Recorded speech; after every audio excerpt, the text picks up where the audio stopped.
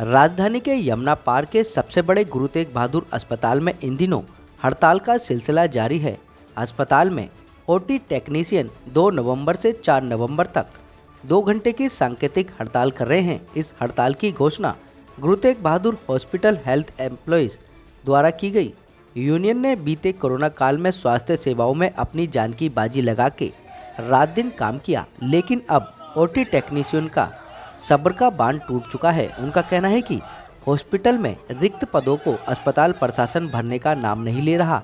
जहां 100% कर्मचारियों की जरूरत है, वहां केवल 40% कर्मचारियों से काम कराया जा रहा है। एक कर्मचारी को 3 से 4 जगह शिफ्ट कर दिया जाता है। ओटी टेक्नीशियन के खाली पदों को जल्द से जल्द भरा जाए और जिन लोगों का टेंडर खत्म हो चुका है, दोबारा से उन लोगों को भर्ती करा काम पर लौटाया जाए, क्योंकि हर डिपार्टमेंट में टेक्नीशियन की जरूरत होती है। यूनियन ने अपनी मांगों को लेकर 2 घंटे की हड़ताल कर सरकार को चेतावनी दे दी है। अगर उनकी बातों को नहीं माना जाएगा तो आने वाली 4 नवंबर के बाद पूर्ण रूप से हड़ताल कर दी जाएगी और गूंगी बहरी सरकार को जगाने का काम करेंगे, फिर चाहे कितनी भी लड़ाई क्यों न लड़नी पड़े। क्या कुछ बता रहे हैं आप खुद सुनिए हमारी इस रिपोर्ट में। यहाँ की प्रेसिडेंट हूँ। हमारे टोटल डिपार्टमेंट के अंदर 50% से ज्यादा पद खाली पड़े हुए हैं। लोग रिटायरमेंट होते जा रहे हैं, लोगों की डेथ होती जा रही है, नए डिपार्टमेंट खोले जा रहे हैं, लेकिन हमारे यहाँ पे कोई भी किसी भी कैडर का कोई भी पद जो है नहीं भर रहे हैं।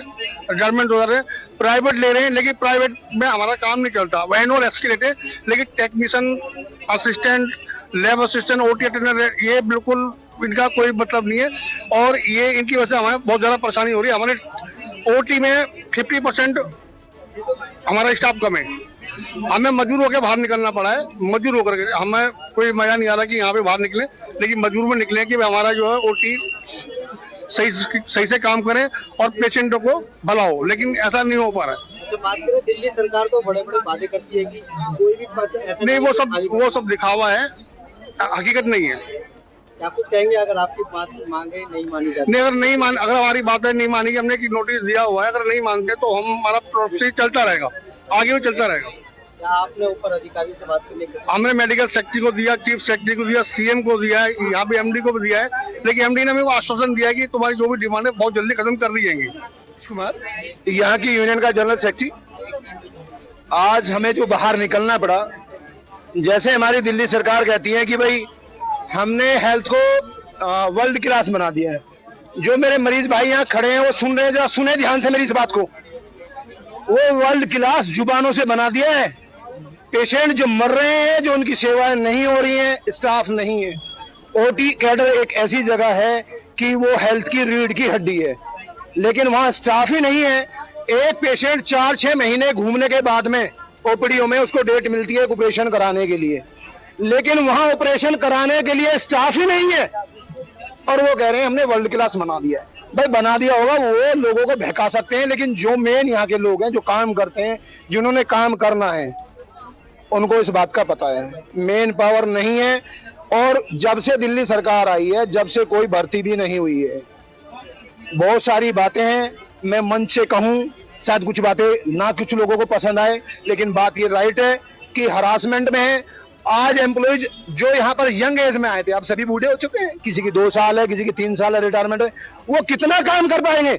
जो हमारे मम्मी पापा या हमारे बड़े बुजुर्ग जो एक यंग एज में जो जिस एनर्जी के, जिस पावर के साथ में वो काम कर पाते थे, क्या वो आज उस एज में काम कर पाएंगे?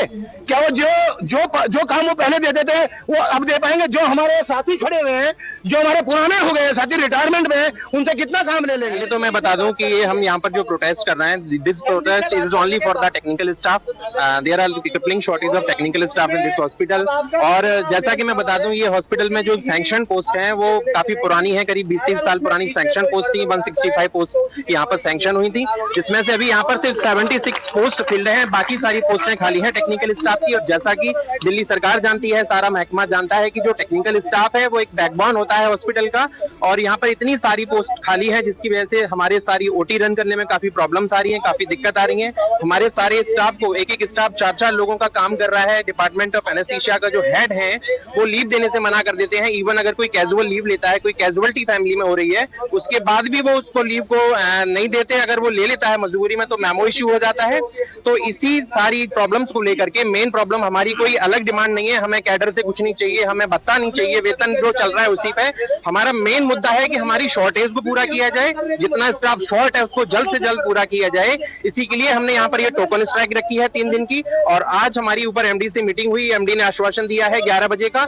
अगर वो 11 बजे हमें ये रिटर्न फॉर्मेट में नहीं देते, हमारे एचओडी को डायरेक्ट नहीं करते कि you may run the department according to your staff as per rule, तो ये स्ट्राइक अभी 3 दिन और चलेगी। और अगर इन 3 दिनों में भी नहीं होता, ये टोकन स्ट्राइक है, आगे फुल डे स्ट्राइक होगी। फुल डे स्ट्राइक में भी नहीं मानेंगे तो हम इंडेफिनिट स्ट्राइक पर जाएंगे। और डेफिनेटली स्टाफ को और पेशेंट को, और मैं माफी चाहूंगा दिल्ली के पेशेंट्सों से जो हमारी वजह से उनको थोड़ी सी परेशानी का सामना करना पड़ा है, उसके लिए माफी चाहता हूँ। इसी के साथ धन्यवाद। टेक्नीशियन हूँ जीटीबी हॉस्पिटल में।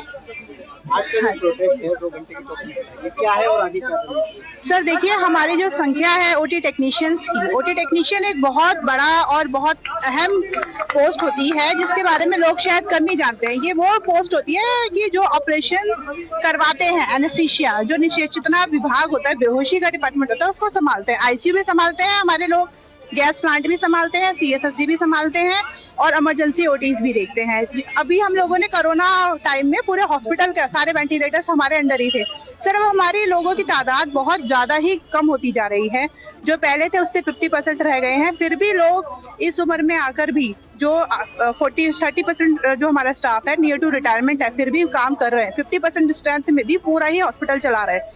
जैसे नॉर्मल चलता था उससे ज्यादा केसेस हो रहे हैं, मगर अब इतनी ज्यादा हरासमेंट हो पा रही है कि लोग बीमार रह रहे हैं और रिक्रूटमेंट नहीं है। डायरेक्टर साहब के ऑर्डर आ गए, एक टेक्नीशियन 2 टेबल चला ले, आईसीयू भी देख ले, इधर भी देख ले, उधर देख ले। सर वो पॉसिबल नहीं हो पाएगा, क्योंकि ये पेशेंट की जान को लेके होता है। पेशेंट को जब ऑपरेशन थिएटर में लेके जाया जाता है तो सारी मशीनें टेक्नीशियन ही सेट करके देता है, फिर बेहोशी में डॉक्टर की हेल्प करता है, सारी दवाइयाँ देता है, पेशेंट को कार्डियक अरेस्ट आ जाए तो डिफिब्रिलेटर भी देता है, वेंटिलेटर देता है, सारी चीज देता है। कितने रिक्त पद हैं जो जिनको भरने थे? सर बहुत सारे 96 हमारे रिक्त पद है, 100 करीबन कुछ है, तो 165 टोटल थे जो कि अब कट के हमारे 70 रह गए करीबन ना। हाँ, तो इसीलिए हम चाहते हैं कि हमारे रिक्त पदों को भरा जाए ताकि लोगों का हरासमेंट ना हो, पेशेंट का भला हो पाए। हम अपने दिल से, हम जब भी ड्यूटी पे आते हैं हम पूरा कोशिश करते हैं हम अपना पूरा योगदान दे पाए काम करने के लिए। पेशेंट चाहे वेंटिलेटर पे हो, कार्डियक अरेस्ट हो, चाहे बच्चा निक्कू में हो, चाहे कैसे भी हो। आप देख पा रहे होंगे जीटीबी में सबसे ज्यादा केस होते हैं, यूपी के सारे और अपने आसपास के एरिया के सारे, सबसे बड़ा अस्पताल है, बहुत ज्यादा वर्क प्रेशर है। हम चाहते हैं हम अच्छे से काम कर पाए। सर मैं बस ये कहूँगा कि हम कोविड वॉरियर थे, अब कोविड भिखारी हो गए हैं। ठीक है सर, दिल्ली सरकार एलजी ने ये ऑर्डर दिया है कि जितने भी पैरामेडिकल स्टाफ थे उनको 31 दिसंबर तक एक्सटेंशन दिया जाए, लेकिन ओटी स्टाफ यहाँ हड़ताल कर रहा है और हमारा एक्सटेंशन ऑर्डर आने के बाद हमें ड्यूटियां नहीं दी जा रही है। बस इतना ही कहना है कि ऑर्डर है, 21 अक्टूबर को एलजी साहब ने ऑर्डर दिया था कि ओटी स्टाफ को अंदर कोविड हॉस्पिटल में लिया जाए, डेडिकेटेड ऑर्डर, लेकिन उसके बाद भी नहीं लिया जा रहा है, जिसकी वजह से परमानेंट और कॉन्ट्रेक्चुअल स्टाफ जो जीटीबी का है वो हड़ताल करने पर मजबूर। नमस्कार। हाँ, मैं ये कहना चाहता हूँ कि ये जो हमारा स्टाफ है, मैं इनका इंचार्ज सर अमला ग्राउंड में, ये कोविड के में हमने टेक्नीशियन जो यहाँ पे भर्ती किए थे, बहुत ही एक्सीलेंट स्टाफ है और इनको कोविड खत्म होते ही इनको निकाल दिया गया। हमारे पास स्टाफ की शॉर्टेज है, इतना एक्सीलेंट स्टाफ खाली घूम रहा है, बट इसको लेने के लिए सरकार तैयार नहीं है। सरकार ने ये नोटिस निकाला है कि इनको दोबारा से भर्ती किया जा सकता है, एक्सटेंशन दी गई है, लेकिन हमारे प्रशासन की तरफ से कोई नोटिस नहीं दिया गया है कि इनको फिर से ले ली जाए। तो मेरी मांग यही है कि हमारी जो स्टाफ शॉर्ट हो रहा है, इनको इन बच्चों से तब तक भरा जाए जब तक आप परमानेंट स्टाफ नहीं ले सकते हैं और इनको बेरोजगारी से बाहर निकाला जाए। और दिक्कत ये होती है कि हमें ओटी में मतलब शोषण किया जाता है कि आप ये भी काम करें, आप वो भी काम करें, आप एनओ का भी काम करें, जबकि हमारे पास तो अपना काम करने के लिए स्टाफ नहीं है। तो इसको लेकर रोज झगड़े होते हैं। तो मैं यही चाहता हूँ कि हमारी मांगों को माना जाए। सिर्फ एक ही मांग है कि हमारी शॉर्टेज को पूरा किया जाए। 3 दिन के बाद अगर नहीं मानी जाती तो 3 दिन बाद क्या? तो इसके बाद हम फुल डे स्ट्राइक करेंगे। अभी तो टोकन स्ट्राइक है 2 घंटे की, फिर हम फुल डे स्ट्राइक करेंगे और उसमें भी अगर नहीं निकलता है तो ये